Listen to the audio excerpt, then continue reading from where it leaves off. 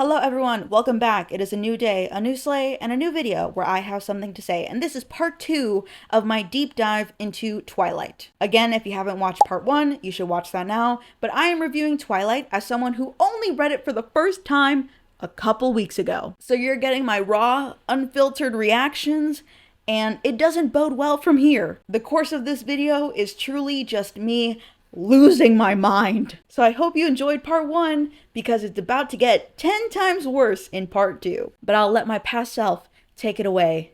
Go ahead. From this point on, Bella is a permanent passenger princess. She doesn't drive her car almost any time after this. The next day, Edward arrives at her house to take her to school, which he then proceeds to do for the rest of the book. When they arrive at school, Jessica is trying to get the scoop on Bella's date with Edward, which he listens in on this conversation. Granted, at least he told her he was gonna do this, so she wasn't surprised. In this conversation, Bella admits that she has feelings for Edward, but she specifically says that she thinks that she cares more for him than he does for her. So when he goes to pick her up from class and go to lunch together, he's mad.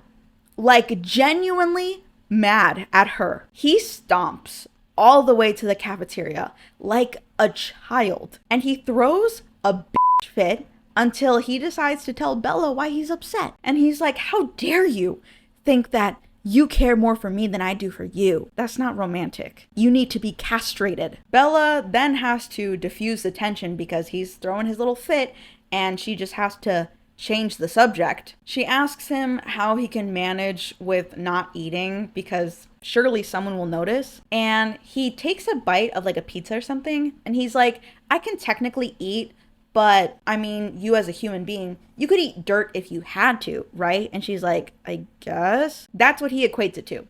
Eating human food is like eating dirt if you had to. They spend the rest of the day together. Edward eventually drives her home, but once again gets pissy. He is such a little bitch. I'm so sorry. Like, I don't know how anyone could possibly find this man attractive. He is just so temperamental, has zero control of himself. Like, for a man to be emotional is not a bad thing. That's not what I'm trying to say. I'm saying he gets angry for the smallest things. He has no sense of controlling his emotions. And it's always to such an extreme. It's never a minor inconvenience. His world is ending anytime something inconveniences him. I'm like, sir, you are geriatric. You are 100 years old. You have not learned any kind of coping skills. You would think in the grand scheme of how long he's been alive that he is much more chill about things, but no, all that time never taught him any patience. So he gets mad when he arrives at her house because guess who's waiting for her? It's Jacob and Billy. And he's like, fuck, now I have to leave because I'm not allowed to be here. Anyway, Bella goes into her house and she knows that Billy is gonna be mad at her because, again, the story that Jacob told her, which he thinks is just a story and is not real, she knows is. So they have a very real treaty that is supposed to separate the Cullens from their reservation. So she's like, oh, they're not gonna like me hanging out with the vampire.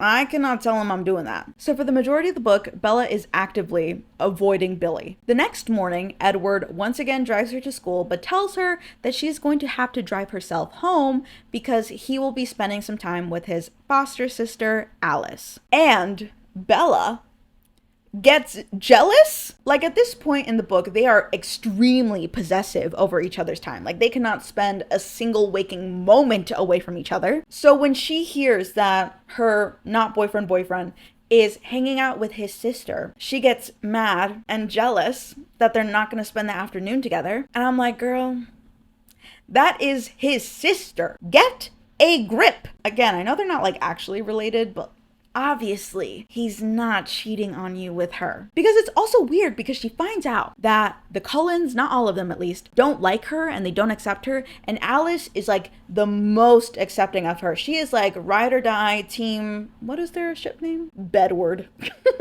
She is rooting hard for Edward and Bella. And she's the only one that really is. And Bella still has the audacity to be like, why are you hanging out with her? So homecoming is now this upcoming weekend and Bella tells everyone that she's not actually going to Seattle, but she lies about hanging out with Edward because they decided that they were just gonna be together that weekend, but she doesn't tell anyone else. And she does this because Edward mentioned that it was going to be harder for him and the Cullens because they're always seen together. And he didn't want them to have any kind of like public ties. Always something that you want to hear from a potential partner, that they don't necessarily want to be seen with you in public. So Bella went out of her way to make sure that nobody knew that she was going to have plans with Edward, but she did say that she was no longer going to Seattle. And if you're wondering how Edward reacted upon hearing this news, well, you guessed it, he gets mad. And the reason he gets mad is the worst part. So essentially, they're gonna be hiking instead of going to Seattle, right? And he is planning on showing her his true vampire form. And he's mad because he knows that there's a pretty good risk that he will accidentally kill her while they're out together. And his mentality is like, well, now everyone knows that you're going to be in Forks, that you're not going to Seattle. And now I have to bring you home. Otherwise, everyone's going to know that I killed you. God, at least if you were going to be in Seattle, I had plausible deniability. It could have been that you got kidnapped or someone killed you over there. But now everyone's going to know it's me. God, I guess I have to bring you home alive. That's the love interest that everyone was going crazy for in the 2000s. Mind you, he says this out loud, which is, I think, the worst part. Like, if he had kept the quiet part inside, that's one thing, right? He's still a vampire. He said this to her. Any normal person would have been like, oh, you think about killing me a little bit too often for my taste. Perhaps I should call the police.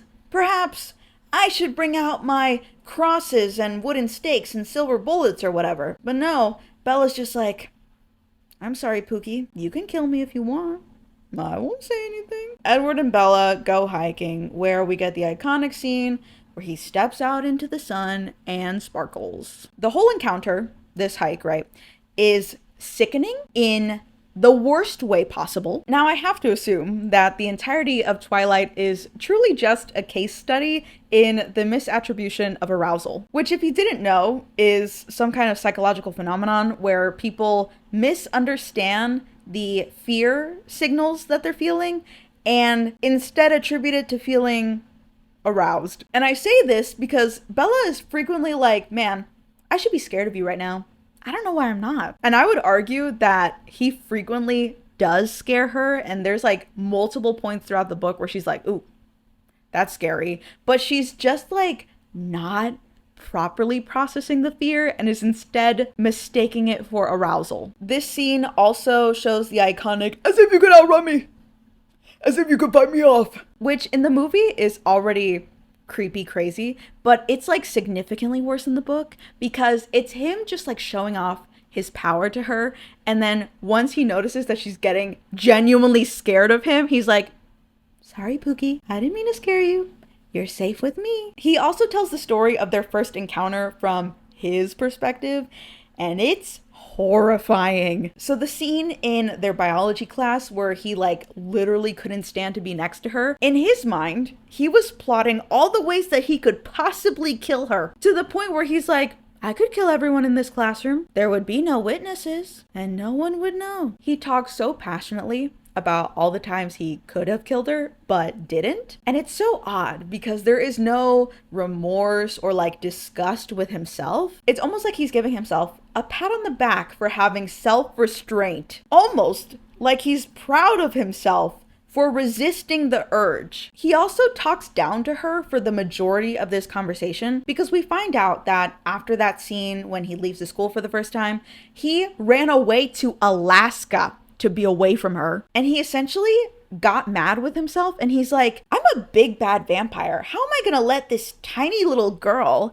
scare me away from the place I want to be? No, I'm gonna go back to Forks. He constantly calls her like little girl and says like, you of all people could not possibly keep me away from Forks. Again, just like degrading her for no reason. Truly, their relationship is like about as healthy as the Joker and Harley Quinn. That is essentially what it is. From this point on, there's also a very common theme where the vampires, aka in this instance, the Cullens, infantilize Bella. And I've said that word multiple times on this channel. I've said it for a few different book series, but this is truly the one time that I mean it literally. Edward frequently like ruffles her hair, like the way that an adult might do to a child. And it's always in a way to talk down to her, to insult her intelligence, to treat her like she is a child. It's like, oh, you poor, stupid, feeble human woman.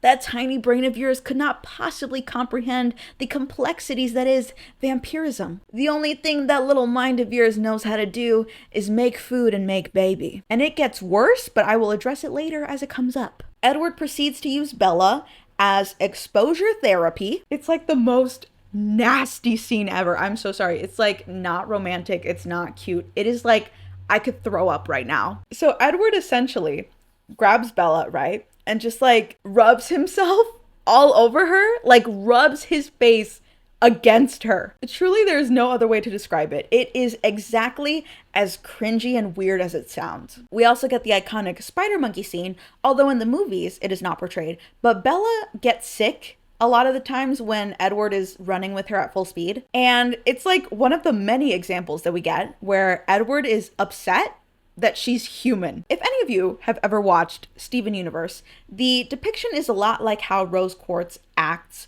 when dealing with humans, specifically that she forgets like how fragile they can be. There's an episode where Rose Quartz in Steven Universe babysits baby Onion for the first time, and she like almost kills that baby. But it's because she truly doesn't understand that humans are fragile and that they can be hurt. You essentially have a being that is so far beyond comprehension, that has been around for so long that they are desensitized to the experiences of others. And thus, they treat others that are not like them as inferior. Of course, there is the initial fascination, but it quickly turns into someone playing with a toy and then getting frustrated at how breakable it is. So he's fascinated by Bella and her humanity because there's a part of him that does crave it. But at the same time, he wants her to be at his level. After this moment when she stops being sick, they have their first kiss. It starts with Edward saying, "Hey, let me try something real quick." She closes her eyes and he kisses her, but the minute Bella starts getting into it,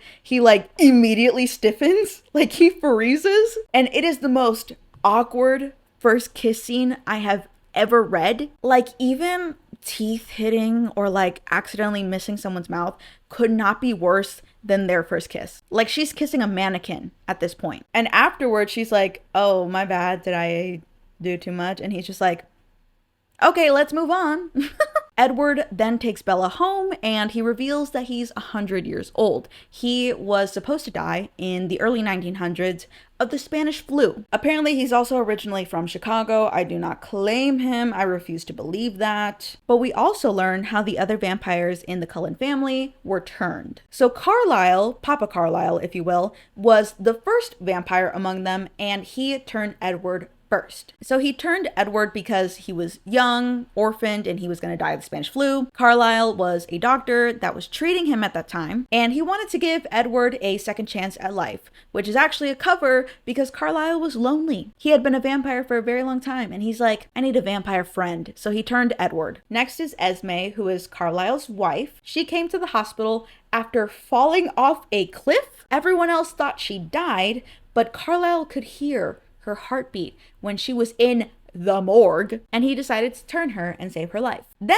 it was Rosalie, who I don't think it was mentioned in the actual book, so I'm going to use the context that we get from the movie. Actually, because I think this part, it might be mentioned in the book after this one, which is New Moon, because I think this part in the movie isn't in the first one. I think it is also from the second one. But I definitely need to give you this context so you can understand why I'm so frustrated with this book, and specifically with Rosalie's backstory. Okay, so Rosalie was a socialite, and she was turned after she was brutally attacked and left for dead on the streets. The context of this is that she was attacked by a group of men, including her fiance. Now, it is not said in so many words, but from the context, from the subtext, we can interpret that Rosalie was more than likely assaulted and raped. That is worst case scenario.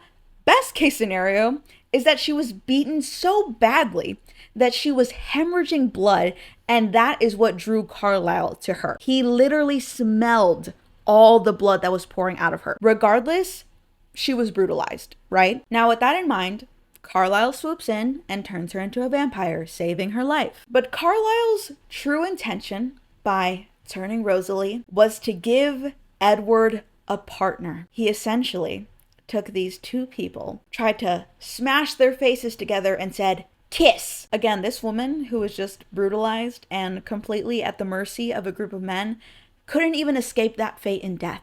No, she was forced to be a vampire against her will, once again, at the whim of another man, just because Carlisle wanted to give Edward a girlfriend. Now, I'm sure this part will be controversial because a lot of people like Carlisle. Granted, I'm sure he's like a father figure in the way that I like Charlie. I don't know that much about Carlisle from the first book, but for this moment in particular, he's a piece of shit. He is truly the epitome of what I said earlier about Edward. Just a being that is so all-powerful and truly has no concept of the people that he's messing with, the lives that he is ruining, which is unfortunately not the commentary I think Stephenie Meyer was going for, but surprisingly, Twilight is a bit of a cautionary tale. I think that's all that it's good for.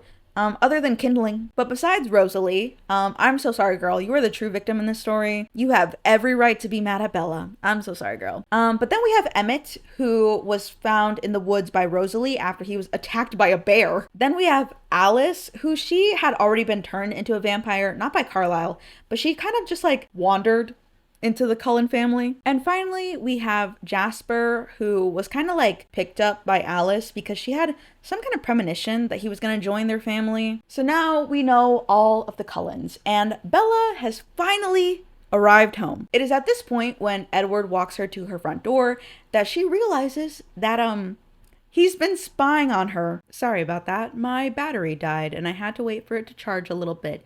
Anyway, back into what I was saying. So Edward has just admitted to Bella that he's been watching her sleep for the past couple of nights. And when Bella hears this, if you could guess, she's not mad. I don't have the exact quote with me right now, but she says something along the lines of like, "I tried to look mad, but I couldn't because I was flattered." I have to remind everyone that she's not in a formal relationship with Edward yet. The phrase, "Will you be my girlfriend?" or "Will you be my boyfriend?" has yet to be uttered. So she finds out that this man has been invading her personal space without her knowledge for who knows how long. And she's like, oh, cute. That same night, Charlie comes home and Edward has to scatter very quickly, but he rejoins her back in her bedroom because for some reason they cannot stand to be apart from each other. So she's like, "No, you have to sleep with me, be in my bed.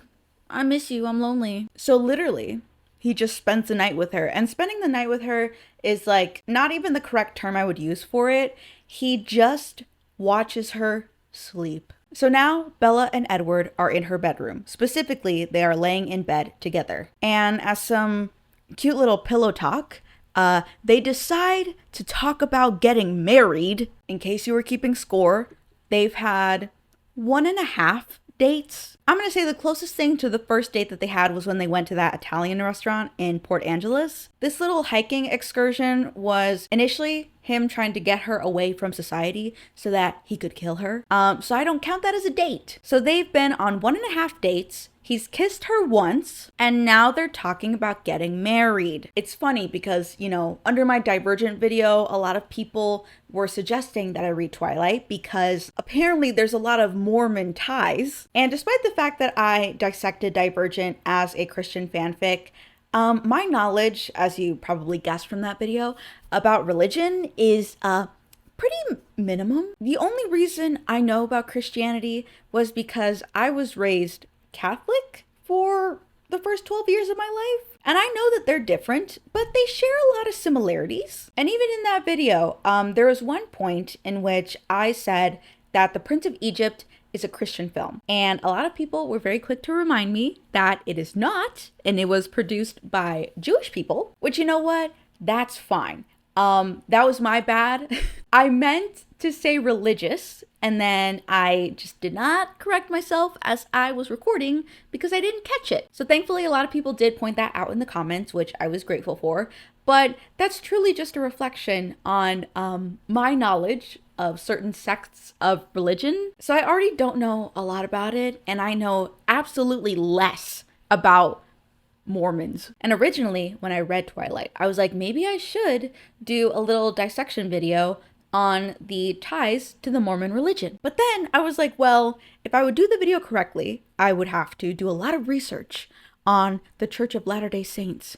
And quite frankly, I don't think there's any amount of research that I could really realistically do in order to like make a video about Mormons in a way that is accurate. Plus, there are other creators that are, or at least were, a part of the Mormon faith and have read Twilight and dissected that. So there's other people to watch for that kind of content. But on that note, the very little that I do know about Mormons, I will say that getting to the first kiss and immediately talking about marriage, it tracks. But the next morning when Bella wakes up, Charlie is not home. So Edward and Bella get the chance to play house for a little bit. And Edward tells Bella, oh, well, since we're official now, again, despite having never mentioned the words, will you be my girlfriend, to her, he's like, I think it's time that you meet my family and you better introduce me to Charlie. So Bella gets the opportunity to visit the Cullen house for the very first time. This scene definitely made me laugh. As I already mentioned about like the Mormon thing, without knowing too much about Mormons, this was also a very like bright indicator because Bella comes out in her outfit ready to meet the Cullens, right? She's wearing like a maxi skirt, like it is floor length, like it, at the very least, it's reaching her ankles, and she's in a turtleneck. And Edward sees her and like literally is like, ugh. Like he absolutely loses his mind over this outfit. He's like, oh, I could ravish you. Really, Edward? Which, you know, there's nothing wrong about dressing modestly. Personally, I like to be kind of covered up. I'm not one to show a lot of skin either. So it's not that she's dressing modestly that makes me laugh. It's truly just his reaction. Like, I get it, he's technically from the 1900s, but he doesn't have to act like it. This man just slept in her bed with her. He literally watched her sleep. But seeing a little bit of ankle is where he like loses his mind. It's not very consistent now, is it? Bella and Edward eventually make it to the Cullen house, and for the most part, everyone is pretty excited to see her, except for Rosalie, who is not there. While they're at the Cullen house, we also learn a little bit more about Carlisle, particularly that he's originally from the 1600s. He was a priest who was hunting vampires. He inherited the role from his father before he was eventually turned into a vampire himself. The only other big thing is that she goes into his room and he likes to scare her. I forgot what led up to this moment, but Bella is standing in his room and for some reason he's like, I think this is a perfect opportunity to scare the crap out of my non-girlfriend. And he like literally like hunches to the ground and starts like sneaking towards her. And she literally mentions that like the way his eyes shift and the way he like bares his teeth is like very animalistic, and she genuinely gets scared. And he lunges at her and tackles her to his little like bed sofa thing. And that even though she knew that he wasn't gonna hurt her, she still got scared. And I even think he says something along the lines of like, I like scaring you. It's not something you want to hear from a partner, that they enjoy your torment and making you feel uncomfortable. But then, while she's at the Cullen house, Bella gets invited to the Cullen family baseball game. Everyone shut up. This is my one and only favorite part of the book. But before the game, Bella takes Edward back to her house so he can meet Charlie. Before that happens, Bella runs into Billy and Jacob once again. This time, they're there so that they can directly warn Charlie about Edward. But they got there a little too early, and Charlie is not there yet, so Bella gets to intercept them. Bella essentially tells Billy to f*** off and that it's none of his business who she dates, because Bella has been in Forks for all of 2 months and she's only just met Edward, but she knows everything there is to know about vampires and she knows that he would never hurt her. Bella knows exactly what she's doing, messing around with centuries-old vampires. What does Billy know? He's just, I don't know, native to the land and has generations worth of knowledge about vampires. And whilst knowing all of the very real danger that she is in, goes out of his way to not only warn her, but also Charlie, which is well within his right. He's not even trying to forcibly separate them. All he's doing is giving them a heads up. But what does Billy know? Who the f*** is he, right? Anyway, Bella gets Billy and Jacob to leave, and Charlie eventually comes home to meet Edward. Charlie gives an iconic protective father performance, and for the most part, like, it goes off without a hitch. Then Bella and Edward start heading to the clearing to play baseball. As a side note, I don't think this is pictured one for one in the movie, but when Edward goes to pick her up, he specifically comes in like this monster truck Jeep. Like, I picture this like god-awful, monstrous car where it's big enough that she has to be harnessed in. I just find it so odd because it makes her seem even more like a child, because Edward literally has to strap her into her car seat. But finally, alas, it is time for the baseball game. To start off this friendly game of baseball, Bella is talking to Esme, and she tells her about her deep traumatic past, because apparently the story we got from Edward about how Esme was turned was not the full story. Edward told us that Esme fell off a cliff. No. Esme threw herself off the cliff because she had recently lost her baby during childbirth and could not bear the thought of living without her child. I don't want to say that she shouldn't have said this. All I'm saying is, like, maybe there was a better location, perhaps somewhere more intimate and private, where Bella could have properly extended her condolences and they could have really held space with what she said, as opposed to literally just walking across this little field and Esme casually dropping a, "Oh yeah, I tried to kill myself before I became a vampire. Anyway, let's play ball." It's really just like almost an offhanded comment, when I think that we really should have like given that moment a little bit more time to fully develop. But anyway, we finally get to the baseball game and Bella gets to watch these supernatural creatures play baseball. This is also where she finds out that Rosalie does not like her. We get to see everyone kind of using their full vampire skills, like they're running super fast, and it's really cool. I like the scene better in the movie because I think there was more of a focus on it as opposed to the book. I think it's one of the better scenes to develop the lore for these characters because it humanizes them in a way that we haven't really seen before. Like, up until this point, they are just like immortal creatures that play with humans for fun because they have nothing better to do than just ruin people's lives. But this is like, oh, they're like a normal family, but there's a little vampire twist, and it's actually kind of cool to see. So it's a very nice baseball game when all of a sudden Alice gets a vision and she's like, oh, some vampires are about to roll up on us. They don't have enough time to get Bella away before the vampires come, so they're like, we're just gonna hide her. So they camouflage her, like put themselves in front of her almost like a shield so that they can disguise her scent. And it really sounds like they thought genuinely that they could trick these other vampires into thinking that she was also a vampire. Listen, it's not a good plan. These people have been around for a very long time, but just like their faces, their intelligence is frozen in time. So the turn of events is, quite frankly, very predictable. 3 vampires appear from the woods. This is Laurent, Victoria, and James. Now, for no reason at all, I'm going to point out that Laurent in the book is described as a white man. Laurent in the movies was their way of diversifying the cast, which is already not very diverse. Like, what we get in the movie is more diversity than what's in the book, and it's already not a lot. Initially, everyone is super chill. They're just like, hey, new vampires, please don't hunt in these woods because we live here permanently, and that would just mess up our whole arrangement. So Carlisle is the one that's leading the conversation, and everything is going normal. And he's like, hey, we are vegetarians. We only feed on animals. And Laurent and everyone else is just like, oh my God, how does that even work? And Carlisle is like, I'm so glad you asked. Why don't you come back to our house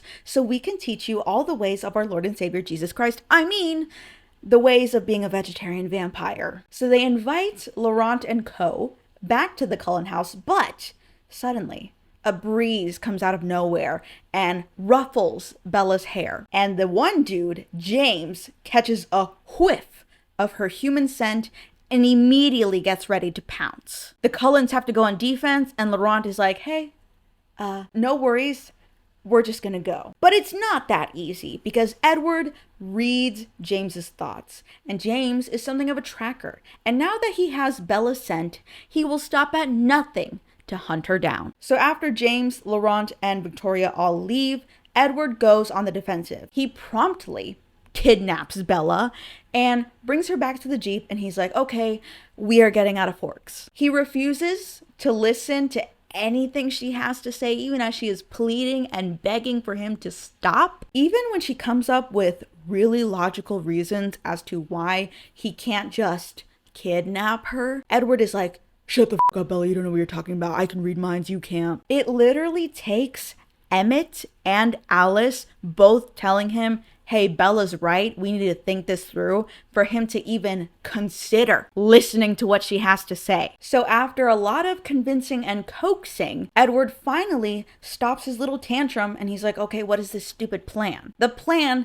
is like the one very minuscule, intelligent thing that Bella comes up with. So the plan is, Bella's gonna go back home, talk to Charlie, and tell him that she wants to move back to Phoenix. The reason she has to tell him this is so that he won't think she got kidnapped and just left of her own accord, and he won't send the FBI to go looking for her. Edward and Emmett are supposed to stay in Forks. That way they can follow James and throw him off her trail. This part of the plan functions in two ways. First, it's to help disperse her scent so that they confuse James. And the other is so Charlie doesn't notice that they're both missing from Forks at the same time and assume that he has something to do with why she's leaving. Next part of the plan, Alice and Jasper are to take Bella to Phoenix. Now, the reason that they're actually going to take her to Phoenix is because reverse psychology. They know James is going to listen in on her conversation with Charlie and tell him that she wants to move back. Because in James's mind, they think that he's gonna think,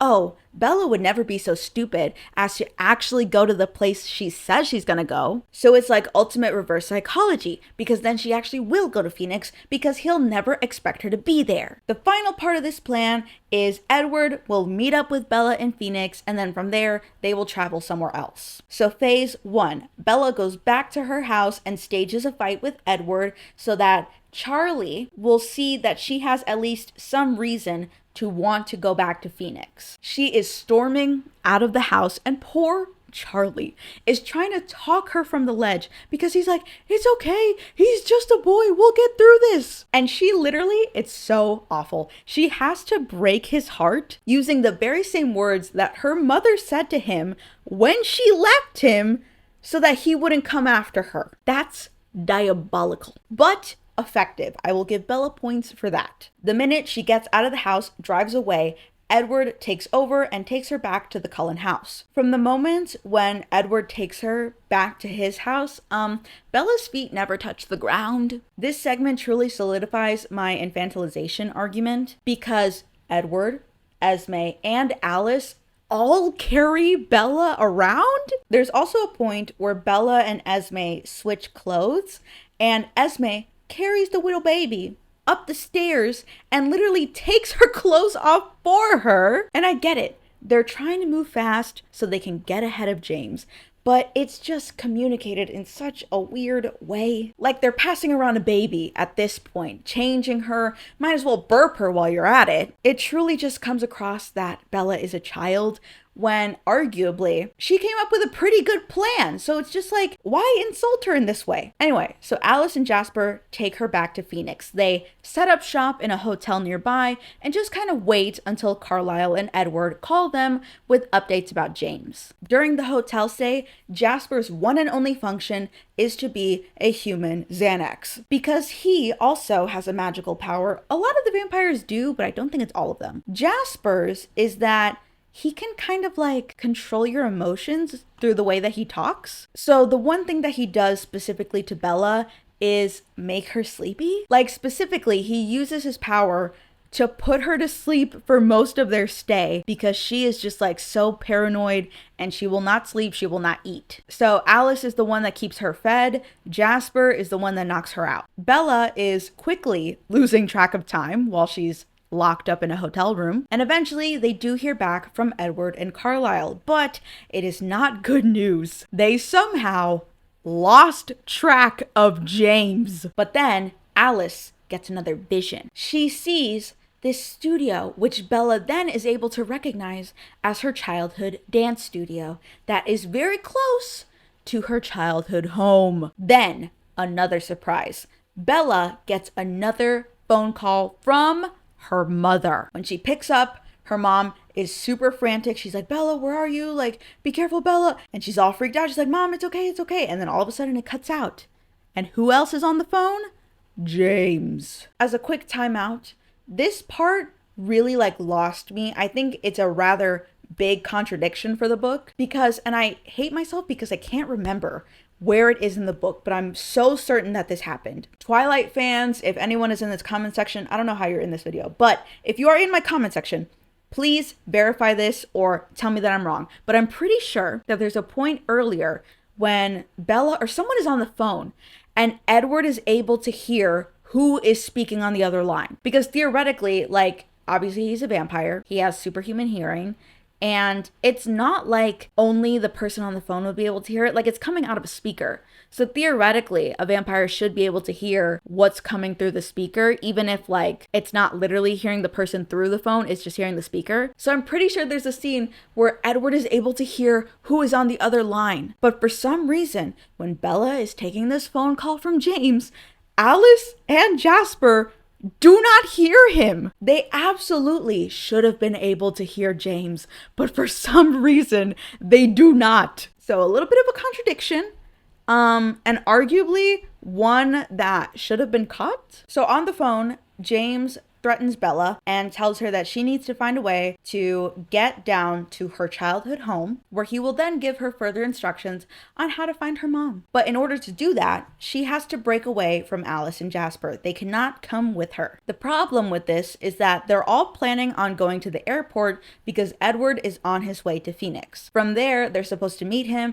and fly Bella out somewhere else. So thus begins Bella's great escape plan. Other than the baseball scene, this is probably one of my other only favorite parts about this book because it's actually like kind of good. For most of this book, I was truly like either disgusted or neutral. I did not have a lot of stake in this book at all. This was the one and only time that I was genuinely a little on the edge of my seat. I was like, my heart was thudding a little bit because I was nervous. I'm like, okay, this is a heist. How is she gonna pull this off? So they arrive at the airport in Phoenix and Bella has an advantage because she's actually been there before. So as they're waiting at the gate, Bella tells Alice and Jasper that she's hungry. They can't call her out on this because they have not eaten in the past like century. They don't know how often humans eat. So they're like, okay, yeah, she's hungry. So Alice is gonna take her, but she's like, no, wait, can Jasper take me? Because, you know, I'm a little twitchy. She needs her human Xanax. And Alice is like, oh my God, so sorry, girl. You're right. I forget about you humans and your emotions. So Jasper goes with her. But before they get to a little breakfast spot, she's like, wait, Jasper, I need to go to the bathroom. Now, Jasper, as a man, does not go into the bathroom with her. He's not allowed. So Bella dips into this bathroom. But what Jasper doesn't know is that there's actually 2 doors. So the minute homegirl gets into this bathroom, she bolts to the other exit, which is on the other side of this terminal. I imagine it as like, this is the hallway that she entered in with Jasper, bathroom, and then other hallway. So she's like, you know, pretty far from him. So she's like, I need to get out as fast as possible because these vampires are fast. If I don't make it before they realize I'm gone, this plan is over. So she is sprinting, like barely making it into elevators, barely passing through the doors, jumping into the nearest taxi she can find, and she manages to escape the airport before the vampires find her. I'm not gonna lie, I was rooting for her because I was like, I don't know, I got a little bit like excited because I'm like, yeah, she might be human, but she's not stupid. She's not completely helpless. She was able to outsmart a vampire that can literally see into the future. She's kind of slay for that. My one and only time that I will say Bella is slay. Otherwise, she should be slain. So Bella successfully leaves the airport and takes a taxi back to her house. When she arrives, she sees a number written on a piece of paper next to her home telephone. She picks it up it's James. He's like, hey, you now need to go to this dance studio, the one that Alice saw in her premonition. When she arrives at said dance studio, she hears her mom calling out to her. She immediately rushes in. She's like, Mom, it's okay. Don't worry, I can protect you. Only to realize that it's not actually her mom. It is a home video that James took from her house and used to manipulate her into thinking that he had her mom. So Bella's like, oh shit, I just fell directly into his trap. James then gives us his villain monologue, because the real reason that he went after Bella is because back in the day, he was actually after a different girl. But before he could find her and hunt her down, someone else turned her into a vampire. Who is this vampire, you ask? Alice. So he's like, when I saw her with the Cullens, I was like, man, that's not fair. You took my prize from me. So when he saw Bella, he's like, you know what? An eye for an eye. Hammurabi's code, if you will. So he's like, you guys can keep Alice, but I'm taking Bella. And he specifically also wanted to hunt her down because he's also after Edward. Because he's like, well, it's no fun hunting down a human. It's not like you guys can fight back anyway. And he was like, this is too easy. Truly, what will be really fun for me is fighting off this other vampire after I kill the love of his life. So he has a lot of skin in this game, and Bella is like the perfect trophy, I guess. So he throws her around. She is like hemorrhaging blood. Her leg is broken. She is getting a beating. And right before she passes out, she's like, okay, I'm gonna die. This was a good life. I did my best. But then all of a sudden she wakes up, and guess who's there? Edward and Carlisle and Alice. They came to save her. But the Cullens are too little too late, because Bella has already been bitten. I didn't mention this earlier, but when Alice, Jasper, and Bella were at the hotel shooting the shit, she asks Alice how someone is turned into a vampire. Alice is like, well, Edward doesn't want me to tell you that, because then if you know, you're gonna try to get turned into a vampire. But eventually she gives in and she's like, okay, well, you get turned with a bite. There's a venom in the bite, and it essentially like kills off your living cells.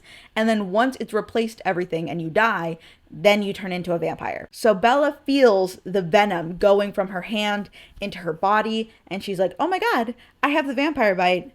I'm gonna be a vampire. But in order to prevent Bella from turning, Edward is like, I gotta suck this venom out. He hesitates for a little bit because he's like, ooh, I would then have to drink human blood, specifically the human blood of my girlfriend, not girlfriend, that I've already established is my specific brand of heroin, which is exact words that he uses. So he's like, I don't know if I'm able to do this. But Carlisle is like, you have to, otherwise she will be a vampire. And he's like, you're right. So thankfully, Edward is able to suck out all the venom, and they take Bella to a hospital. When she wakes up, Edward is at her bedside, and he gives her the 411 on what's happened since she's been passed out. Jasper and Emmett have killed James. He is no longer a threat. The Cullens helped create a cover story that Bella did arrive at Phoenix. She was at the hotel alone, and she fell down the stairs, which is how she was like covered in cuts and broke her leg and all the other injuries she had. He specifically says, this was funny, that they made it look so real that she could sue the hotel and probably win. So he's like, yeah, this is everything that's going on. But Bella's more preoccupied with the fact that she's not a vampire. She gets mad at Edward for not letting her turn. And the weirdest part of this conversation is when she's listing the reasons that she wants to be a vampire, because she's like, I'm human, I break easily, look at me, I'm in a hospital bed and I'm all broken. She's like, this wouldn't be happening if I was a vampire. And he's like, no, I would never wish this upon another person. I'm not gonna damn your soul for all eternity. And he's like dead set. He's like, you are not becoming a vampire. If I had been given the choice, I would not be a vampire. I should have died back then of the Spanish flu. He's like, this is not a future that I would wish on anyone, especially not on you. So he's like dead set. He's like, I am not going to take your humanity. But the moment she mentions that she's going to get old, he pauses. He's like, ooh, wait, you're gonna get wrinkles? He's like, wait, your frontal lobe will develop eventually? At least tell me your skin isn't gonna sag, right? Like, you're just gonna like look the same as you do when you're 17, right? Like for all eternity, you're not gonna age. Really? That's what gives him pause? The possibility that she will age and get old? Once again, as if I haven't said it enough, that guy. Anyway, her mom eventually arrives and she's like, don't worry, Bella, we're gonna go back to Phoenix. But she assures her that she does want to stay in Forks. And the book ends in an epilogue of Bella and Edward going to her high school prom. And there's a funny joke where she's like, oh, I thought you were going to turn me. I thought that's what I was getting dressed up for. And he's like, you thought getting turned into a vampire would be a black tie event? That reminds me, the other infantilization thing is that when they're at the dance, right? Edward, Bella is still in a leg cast from when she got attacked by James. So she can't dance, but he's like, that's not stopping me. So he puts her on his feet. You know, the way that fathers do with their daughters. And that's how he dances with her. And the reason I think it's odd is because later Jacob comes to the dance, right? And he doesn't do that. Instead, he's just like swaying with her, doing a little shuffle without her moving her feet. So that was an option for Edward. And he was like, no, instead, I'm going to perch you on my feet like you're my daughter. But the reason that Jacob is at the dance is because his dad paid him to go so that he could have one more shot to warn Bella. But of course, she doesn't listen. She's like, I know what I'm doing. I know more about vampires than you do. So the book ends with Bella and Edward dancing. And she's like, I'm gonna be a vampire. And he's like, no, you're not. And she's like, well, Alice saw a premonition that I would be. And he was like, shut the fuck up. And that is the ending of Twilight. I have been recording for 3 hours, probably longer at this point. I won't even try to analyze this as a paranormal vampire story. This is a romance. And the romance is quite honestly the worst part about this book. Listen, guys, I've been reading weird romance books for this channel for a long time. I've seen a lot in my days. I've seen people talk about their children's big balls. I have seen the most diabolical, disrespectful of men. And overall, I've seen a lot of problematic stuff in romance. So know that I mean it with my whole heart when I say that this is a match made in hell. The relationship between Bella and Edward is truly one that can only work because they are both equally deranged and insufferable. Edward is an egomaniacal, all-powerful god that plays with human life like a kid might play with a slug while holding a salt shaker over its head. Bella is a masochist with no sense of self-preservation and is only motivated by the attention of others and the desire to be special. These are truly the worst human beings imaginable. And how anyone thought that the development of their romance is anything other than a fucking nightmare is above me. The main plot of this book, like the interesting part with the heist with James and like them running all around the country, is all in the last like 25% of the book. The first 75% is her thirsting over Edward, him abusing her, and fantasizing about killing her to her face. Even someone who has never been in a relationship can see that this is not the goal. This is not the standard. This is the nightmare. At this point, I'm genuinely asking, what is redeeming about these people? What is desirable about their romance? The course of this book, I think, like at least the first one, is a couple of months. And she's already like, no, I'm going to be a vampire and we're going to get married and we're going to be together forever. All I can say is that they're made for each other. But anyway, that's the end of the video. Honestly, this is like the one time that I think I could not stomach the entire series. I've suffered through a lot for this channel. I suffered through the entirety of the Powerless series, and that seems mild in comparison to this. Like, I've been known to finish things out of spite. I don't think I could do this. So I think I'm just gonna leave it here for now. Let me know what you think down in the comments. I'm curious if anyone actually likes Twilight and can make a good argument for it. Otherwise, I'm pretty dead set that this is a bad book. But let me know, have you read Twilight? Did you pick up on any of the things that I picked up on? Let me know your thoughts below. You can also follow me on all my social media at Listen to Kristen on TikTok, Instagram, and BlueSky. And in case you haven't heard, I'm sorry, I'm like so tired. after talking about Twilight for so long. If you want a different spooky book instead of this one, I'm actually coming out with my own debut children's series, which is called The Magical Morrisons. It's definitely perfect for spooky vibes, you know, it's got witches, potions, it's a lot of fun. So you can check that out. Be sure to add my books to your list on Goodreads. An Arc of Love Potion Commotion, which is one of the books in the series of 4, is available on NetGalley. So if you have that, be sure to request a copy. And if you want, you can check out the pre-order links that are in my description below. Yeah, I am fatigued, to say the least. So again, I apologize for splitting up the video into 2 parts. That wasn't the initial plan, but that's just how it worked out. It was a lot of editing, a lot of talking. My voice is gone for the most part. Anyway, that's the end of the video. I'm done talking about Twilight. I will see you in the next one. Thank you. I am so tired.